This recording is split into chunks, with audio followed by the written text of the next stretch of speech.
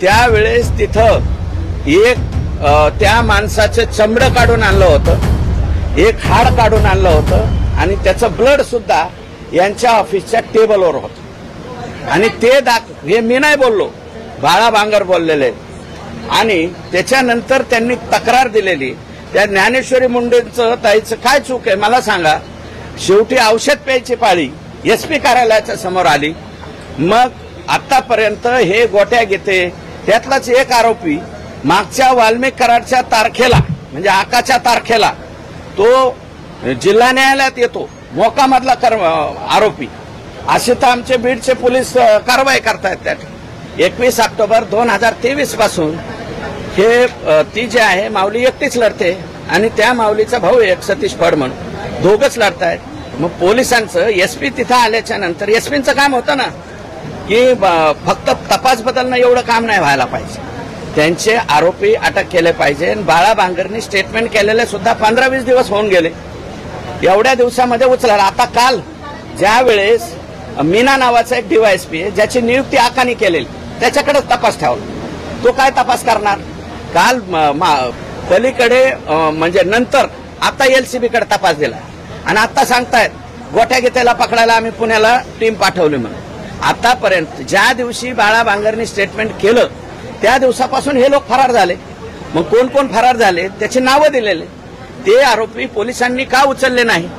अजूनही पोलीस दलामध्ये म्हणजे जे एलसीबी आहे एलसीबी मध्ये सुद्धा यांची नावं घेतलेली आहेत पूर्वी, डबल मला नावं घ्यायची गरज नाही.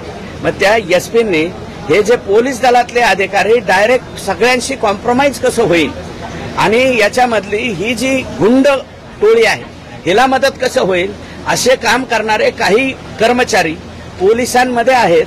त्यांच्या साईड पोस्टला टाकायला नको एसपींनी, त्यांना एलसीबीला घ्यायचं, त्यांना फक्त परळीतून काढायचं. नंतर सगळीकडे लक्ष ठेवायला हे लोकांचे मोबाईल जर चेक केले तर हे किती वेळ पोलीस दलाचं काम करण्यापेक्षा ह्या आका कंपनीचं काम करतात हे उघड होईल. धडधडीत बाळा बांगरने तुम्हाला स्टेटमेंट दिलंय, माझ्या डोळ्यांनी मी बघितलंय. महादेव मुंडेच्या मर्डरच्या दुसऱ्या दिवशी कोण कोण तिथं आकाच्या जवळ होते, कुणी कुणी ते ब्लड आणि ते हाडोकान ते आणून दाखवलं, याची नावासह तक्रार केल्याच्या नंतर त्या लोकांना उचलण्याचं काम कोणाचं होतं. नाही संशयाची नाही, परंतु खालचे लोक त्यांना प्रॉम्प्टिंग चुकीचं करतात आणि ते त्याचं ऐकतात. हा त्यांच्या स्वभावातला दोष आहे. हे मी नाही म्हणलं. वाल्मिक म्हणजे धनंजय मुंडेंचं पान ज्यांच्या मुलं हलत नाही ते आका असं मी नाही म्हणलं. पंकजाताई म्हणलेलं आहे.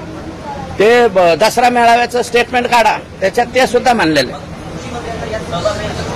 कृषी मंत्र्याचा सहभाग नाही असं कसं, सहभाग आहे ना. कृषी मंत्रालयापर्यंत याचे धागेदोरे, पीक विम्याच्या घोटाळ्याचे, त्याच्यानंतर नॅनो युरिया, नॅनो डीएपी, कापसाची बंडी, सोयाबीनच्या बाबतीतल्या काही ज्या करायच्या हे आहे स्प्रे पंप, प्रत्येक खरेदीमध्ये घोटाळा करण्यात आलेला आहे. विद्यापीठाला दिलेल्या कामाच्या बाबतीत सुद्धा घोटाळा करण्यात आलेला आहे. त्या परळीमध्ये कोण एक तालुका आहे तिथं कृषी महाविद्यालय स्थापन करायला 100 कोटी रुपये तिकडे पण दिलेले. जाऊन तुमचा मीडियाचा एखादा हे पाठवा